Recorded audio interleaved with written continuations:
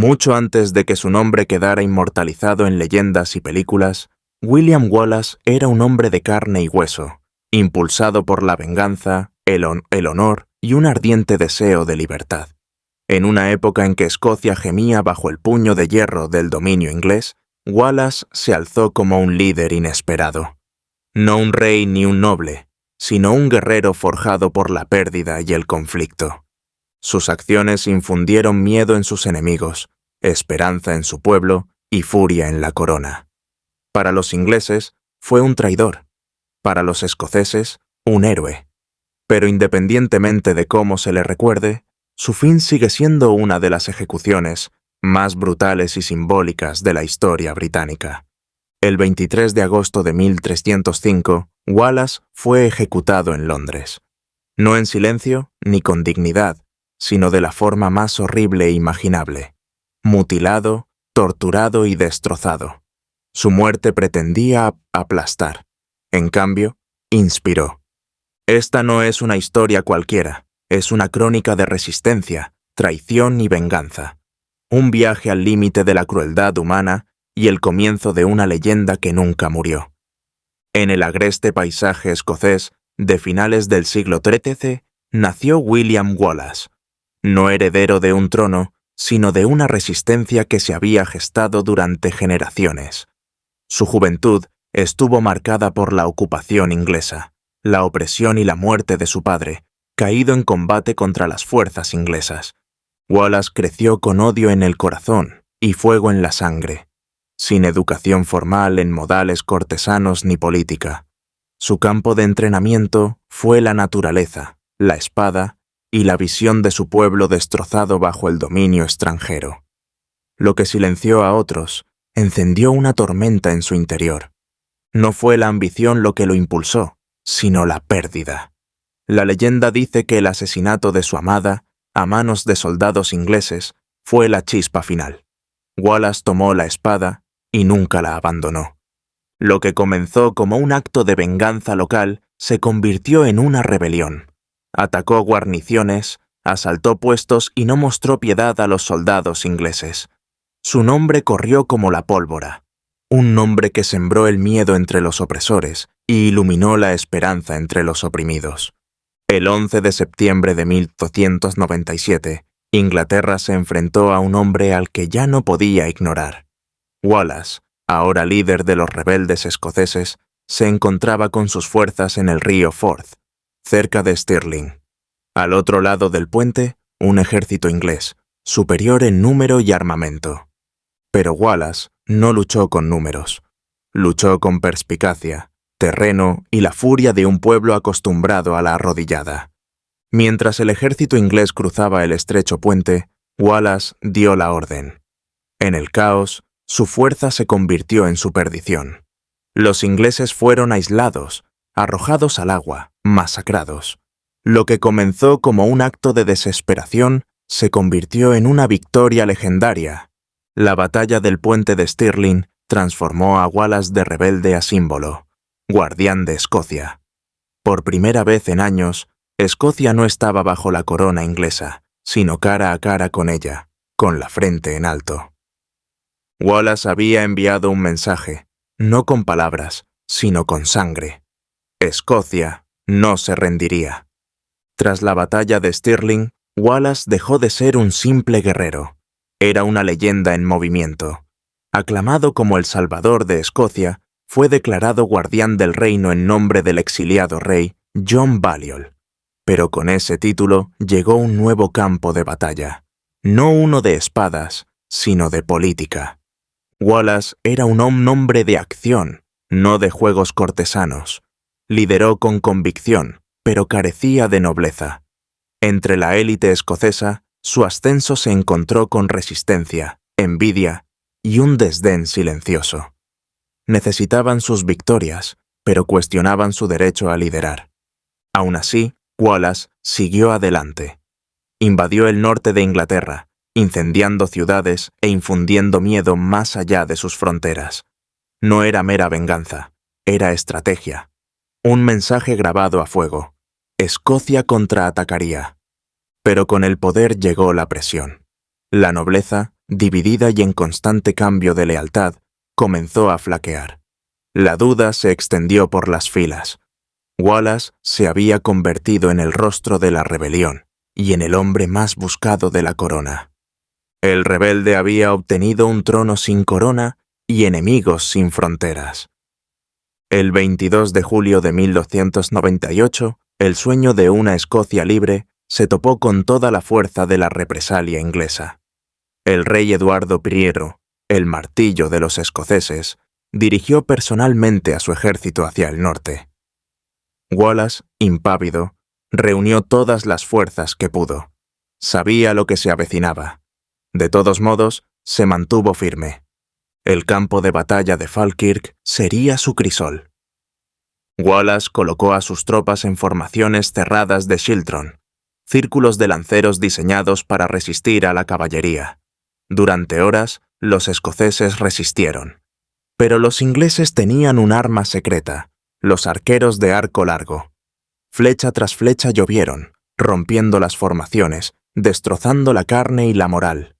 Entonces llegó el golpe final, no de los ingleses, sino desde dentro. La nobleza escocesa, resentida o temerosa, retiró su caballería, abandonando a Wallace a la masacre. No fue solo una derrota, fue una traición. Wallace escapó con vida, pero no con su título. Renunció como guardián, desapareciendo en las sombras, una vez más como un hombre perseguido. Falkirk marcó el fin de su mando, pero no de su causa. El martillo había dado, pero el fuego aún ardía. Después de Falkirk, Wallace se convirtió en un fantasma, desapareciendo entre bosques, montañas y susurros. Aún así, seguía siendo un símbolo, una amenaza. Los ingleses recorrieron las tierras altas en su busca, y la recompensa por su cabeza crecía con cada estación que pasaba. Pero la caída de Wallace no llegaría a manos del acero inglés. Venía de dentro. En 1305, Wallace fue traicionado por un compatriota escocés, Sir John de Menteith, un noble aliado con la corona inglesa. Ya fuera por dinero, favores o miedo, Menteith atrajo a Wallace a una trampa cerca de Glasgow. No hubo advertencias, ni palabras finales. Solo grilletes, silencio y el repentino peso de la traición. Capturado no por un enemigo, sino por un compatriota, Wallace enfrentó la herida más profunda de todas, el abandono de la tierra que luchó por liberar. Escocia no lloró. Los nobles permanecieron callados. El pueblo, impotente. Wallace, el guerrero que se atrevió a alzarse, había sido entregado en manos de su enemigo, no derrotado en batalla, sino en confianza. Una vez atado, Wallace fue exhibido hacia el sur como un trofeo, no como un prisionero de guerra, sino como un símbolo de humillación. Su viaje a Londres fue largo, deliberado y cruel. Fue arrastrado por pueblos, burlado por multitudes, acribillado con inmundicia. Encadenado, despojado de su dignidad, se convirtió en una lección viviente de obediencia, una advertencia grabada en carne y hueso. Los ingleses no se apresuraron a recibir su castigo. Lo disfrutaron. Wallace fue retenido en la Torre de Londres, aislado, vigilado y quebrantado, no por el dolor, sino por el silencio. No le esperaba ningún juicio, solo una actuación. La noticia se extendió rápidamente. El rebelde había sido capturado. El hombre que una vez había quemado la campiña inglesa, ahora se encontraba solo, exhausto, traicionado y condenado. Pero nunca suplicó, nunca se arrodilló. Incluso encadenado, Wallace caminaba como un hombre indomable. El 23 de agosto de 1305, William Wallace fue arrastrado encadenado a Westminster Hall, el corazón del derecho inglés, aunque los procedimientos posteriores no mostraron rastro de justicia. No fue un juicio, sino una exhibición, una humillación pública cuidadosamente preparada para la corona y el pueblo. Wallace se presentó ante sus enemigos, orgulloso pero herido, una sombra del guerrero que una vez fue, pero con un espíritu inquebrantable. Fue acusado de traición, asesinato y rebelión contra el rey Eduardo I. Pero Wallace respondió con fuego en la voz: «No podría ser un traidor a Eduardo, porque nunca fui su súbdito». Sus palabras rompieron el silencio, la resistencia final de un hombre que no se rendiría. No le asignaron abogado, no le dieron defensa, no se escucharon testigos. El veredicto ya se había decidido mucho antes de que entrara en la sala. Para los ingleses, el juicio era un teatro. Para Wallace, una formalidad previa a la ejecución. Sin embargo, su desafío se negó a morir. Incluso ante una muerte segura, negó su autoridad y, con ello, les negó la victoria plena. El tribunal lo condenó. El pueblo observaba. Pero el hombre juzgado se convirtió en leyenda en cuanto habló. La sentencia dictada contra William Wallace no fue de justicia. Fue un mensaje cuidadosamente elaborado. El veredicto nunca estuvo en duda. La corona inglesa había decidido su destino mucho antes de que comenzara el juicio. Lo que quedaba era el espectáculo. Wallace fue condenado a sufrir el castigo completo reservado a los traidores, la ejecución más brutal y simbólica que Inglaterra pudiera concebir. Primero, sería ahorcado, arrastrado por las calles y colgado del cuello, pero no hasta la muerte. Sería decapitado vivo, jadeando mientras comenzaba el verdadero tormento. A continuación venía la castración, seguida del destripamiento. Le extraían los órganos internos mientras aún respiraba. Debían ser quemados delante de él, un ritual de dolor y humillación. Solo entonces sería decapitado, y su sufrimiento finalmente llegaría a su fin. Pero la muerte no era el final. Su cuerpo sería descuartizado, partido en 4 y enviado a los confines del reino, a Newcastle, Berwick, Stirling y Perth, como advertencia para todos los que pudieran alzarse contra la corona. Esto no era una simple ejecución, era el terror hecho carne, y aseguraba que la muerte de Wallace resonaría mucho más allá del cadalso. Las calles de Londres se agitaron antes del amanecer. El aire estaba cargado de anticipación, no de celebración, sino de castigo. El 23 de agosto de 1305, William Wallace fue sacado de la Torre de Londres, encadenado, demacrado, pero intacto.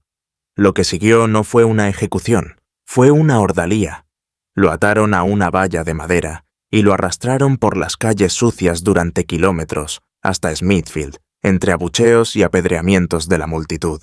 Allí, frente a un público sediento de sangre, se ejecutó la sentencia. Un ritual de horror.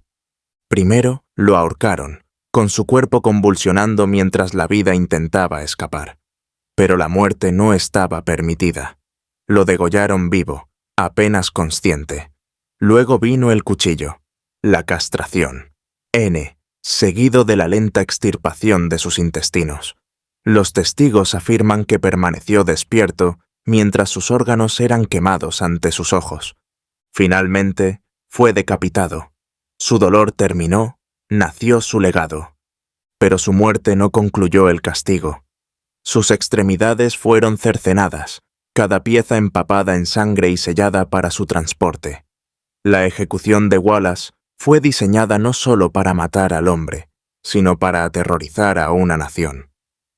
Lo que los ingleses no comprendieron fue que, al intentar destruir a un rebelde, habían forjado un mártir. Cuando el cuerpo destrozado de Wallace se desplomó, la sentencia apenas había comenzado. Su cabeza fue sumergida en alquitrán y colocada en una estaca en lo alto del puente de Londres, donde miró fijamente a todos los que pasaban, una sombría advertencia de la corona. Sus extremidades fueron enviadas a todo el reino, una a Newcastle, otra a Berwick, una tercera a Stirling y la última a Perth.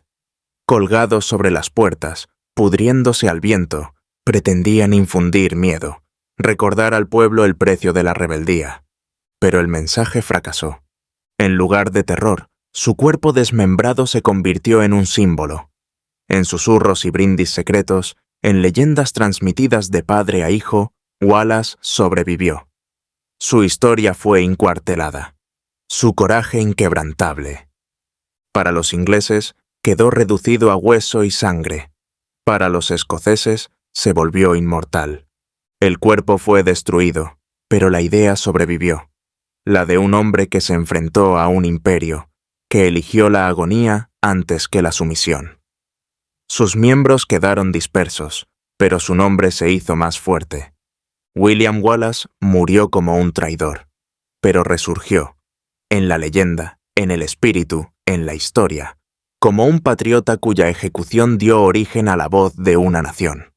William Wallace murió en agonía, con el cuerpo destrozado, disperso, borrado, o eso creían los ingleses. Pero la muerte no pudo silenciar lo que había llegado a representar. En los años posteriores a su ejecución, su nombre no hizo más que crecer, susurrado en tabernas, cantado en canciones rebeldes, grabado en el alma de Escocia. Se convirtió en más que un hombre, se convirtió en un símbolo. La vida de Wallace, marcada por el desafío, la traición y el sacrificio brutal, forjó la esencia de una identidad nacional. No se erigió como un rey o un noble, sino como un hombre del pueblo. Una voz para los que no tenían voz. Una espada para los quebrantados. Encarnó un sueño que los escoceses jamás olvidarían, que la libertad valía la pena morir por ella. Su memoria inspiró a generaciones, desde la victoria final de Robert Bruce en Bannockburn hasta los movimientos modernos por la independencia. Se erigieron monumentos, se rodaron películas, y en cada relato, el grito seguía siendo el mismo. Pueden quitarnos la vida, pero nunca nos quitarán la libertad. El eco de Wallace aún vive, no en carne y hueso, sino en fuego, en la tierra por la que murió y en las personas que aún pronuncian su nombre con orgullo. Un rebelde, un mártir, un patriota y el eterno guardián de la libertad de Escocia.